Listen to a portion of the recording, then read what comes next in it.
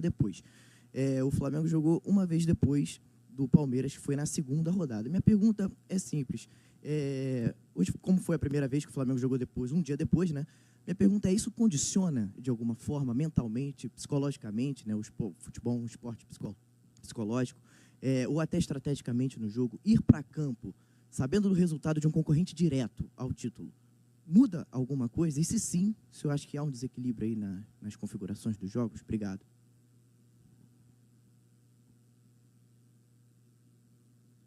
Alô. Cara, eu particularmente entendo que não, né? Nós entramos na competição já conhecendo e tendo alguma experiência, né, de prática. Entendemos que, sim, são concorrentes diretos momentaneamente, depende muito de nós fazermos prevalecer, né, favoritismo, isso é muito relativo. Temos algumas experiências, dentre elas a mais recente, Botafogo, ano passado, né? Então, eu entendo que não. Lógico, se houver um bom senso para que as equipes se enfrentem com um equilíbrio de dias iguais, acho que essa equidade é algo que a gente busca, mas nós não disputamos com time A, time B ou time C. Acho que a competição ela faz com que a gente, a cada jogo, ela tenha que pontuar e fazer o seu melhor. Então, não dá para direcionar para um diretamente. Eu posso dizer, complementando o que eu posso dizer é o seguinte: igualdade, tem que ser igual. Ou parecido, no mínimo parecido. Não pode ter muita diferença, não. Tite, Luana Trindade, aqui da Flá TV. Boa noite para vocês, parabéns pela vitória. É uma vitória que, inclusive, faz o Flamengo voltar para a liderança. Queria que vocês analisassem o jogo para a gente, um jogo que o Flamengo teve muita consistência defensiva e muito volume ofensivo também. Fez um jogo equilibrado nessas duas ações, concordo na que tu te referiste. Ele fez um primeiro tempo com um volume muito grande, talvez tenha tido no goleiro adversário o nome do jogo. Voltou no segundo tempo, os primeiros 10 minutos, o ímpeto maior do Atlético Goianiense, a gente já retomou em seguida, fez o 2-0 e esteve muito próximo de fazer o terceiro gol, então ele teve essa consistência. Eu digo assim que ela é de equilíbrio, ações ofensivas, ações defensivas, bolas paradas ofensivas e defensivas. Quando a gente equilibra essas ações, a gente seguramente está numa performance boa ou muito boa, que não foi o caso. Boa noite, Tite. Boa noite, César. Fred Gomes, do GE.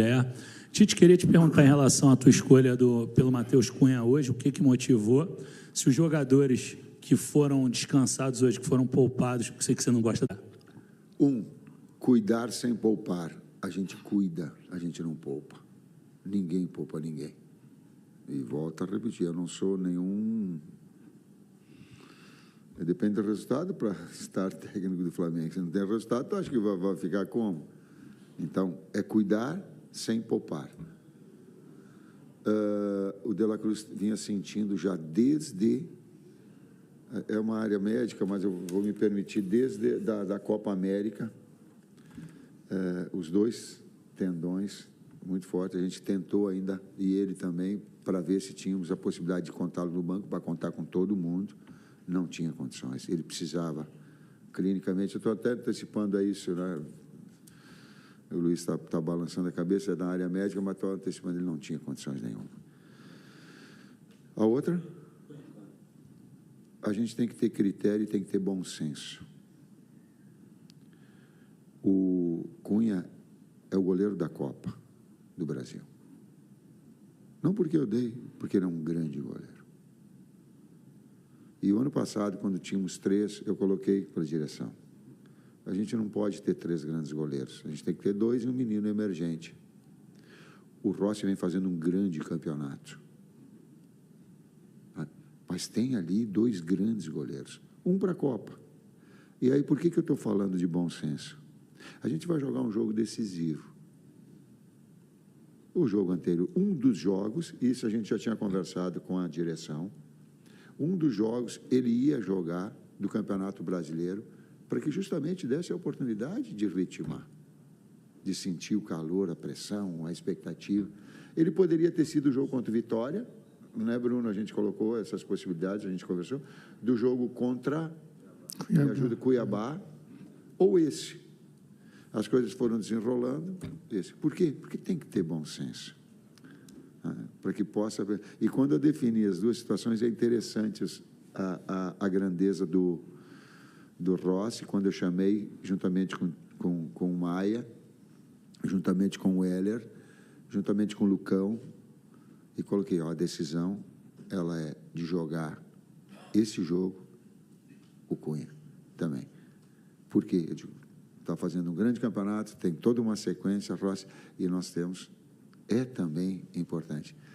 O Rossi consentiu porque sabe que a função do goleiro também tu precisa estar apto. Então, a grandeza da liderança de um grande goleiro, que é o Rossi, e de um grande atleta, que é o Matheus. Comprovou e teve essa oportunidade. Agora é fácil, né? Mas ela é difícil, essa decisão. Professor Kleber, boa noite. César, desculpa. Guilherme Xavier, da Trivela. Queria falar um pouco sobre o Lohan, um jogador que despontou bastante no time titular, muito jovem, oscilou, e agora é o terceiro jogo consecutivo que ele não é relacionado. Queria que vocês explicassem um pouco mais sobre a linha de raciocínio para essa decisão e se vocês pretendem voltar a relacioná-lo num jogo como o de quarta-feira, por exemplo. Lohan joga muito. Lohan joga muito. E como um garoto também, ele vai oscilar e vai ter a possibilidade de reeducá-lo e reconduzi-lo. E esse é comigo. Eu falei com ele dentro do vestiário.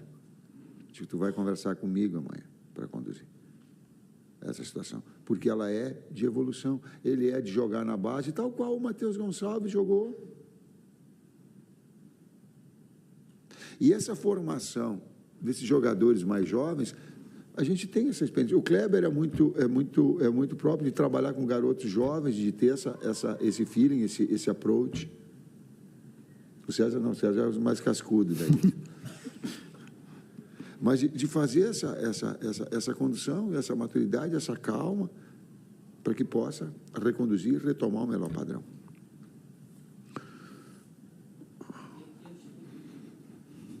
Tal, profesor?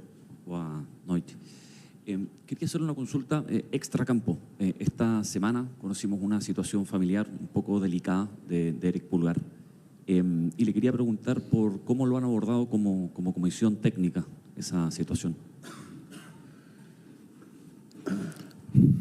Eu tomei ciência, porém não profundamente, nós, né, tomamos ciência não profundamente. Particularmente, assim, se ele tivesse aberto para a gente alguma possibilidade, né, nós sempre estamos aí para ajudar a ele e a qualquer um, né? Porém, não tivemos essa relação, né?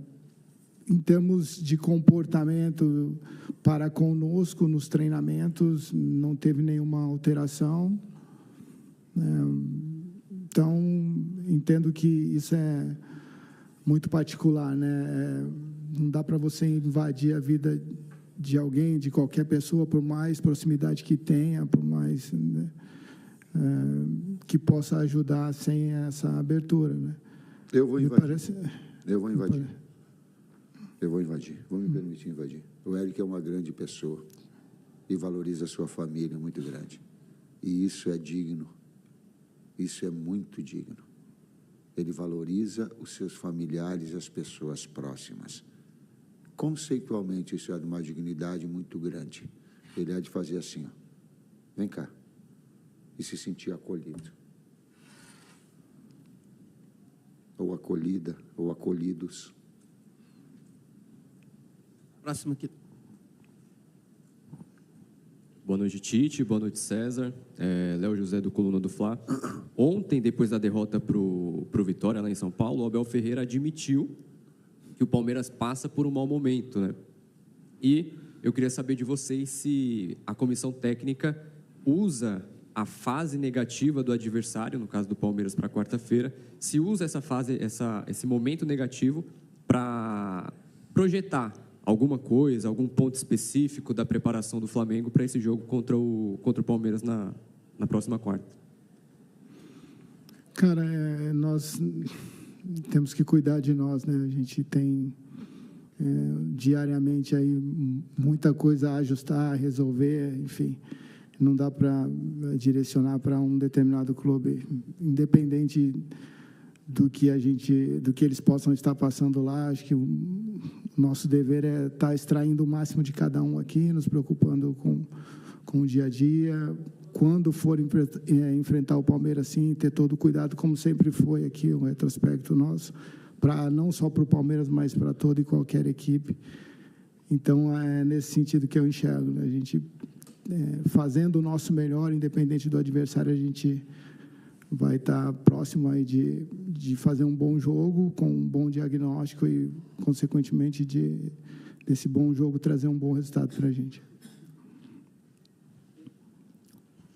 Boa noite, Tite. César, Cidão Marinho da Litoral News.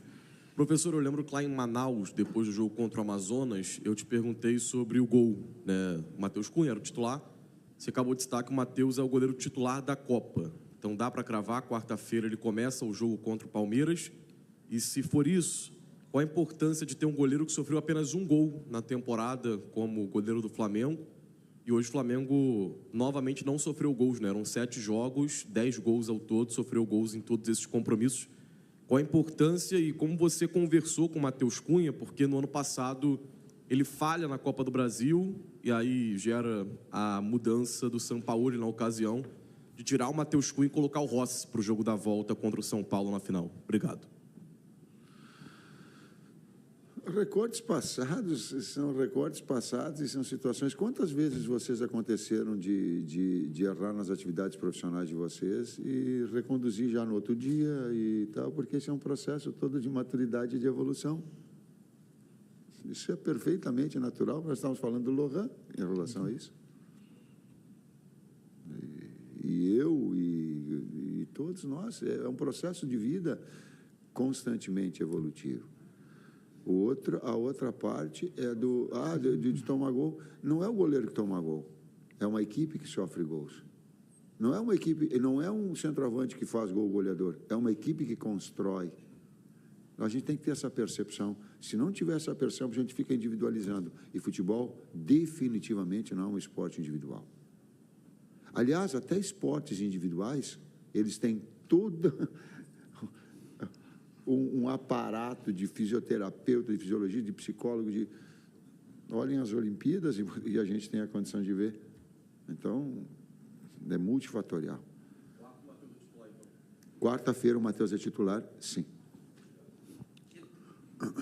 E há uma concorrência, independentemente disso, uma concorrência para dar dos dois de performance.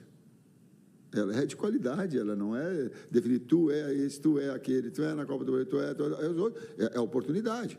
E é essa evolução, essa briga do sarrafo na qualificação profissional de cada um de evolução. Tite, aqui, César, boa noite, boa noite. Marcos Martins, do canal da KSRN.